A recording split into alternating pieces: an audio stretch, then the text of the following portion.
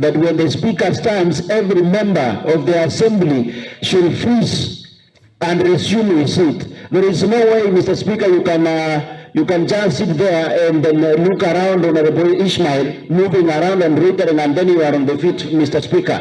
This is a precedence you are setting, and that simply means that these honorable members will just not be there to disrespect you, or else they will just continue disrespecting you if you cannot enforce and ensure the standing orders are implemented under your watch. And finally, Mr. Speaker, it is not in order for the honorable members, for the honorable member Ishmael to purport and say that a unit of the police has just come, unless they have been sent here to investigate another group, which are their colleagues, because we know the investigating agencies and we know the police works. What that we saw yesterday at the stadium, Mr. Speaker, is something that does not overwhelm with us, because if there is insecurity in the if there is any insecurity in this county, the insecurity is not at the office of the governor. So what were the police doing at the office of the governor, instead of going and getting those perpetrators whom they think that they are the ones maybe creating insecurities around here?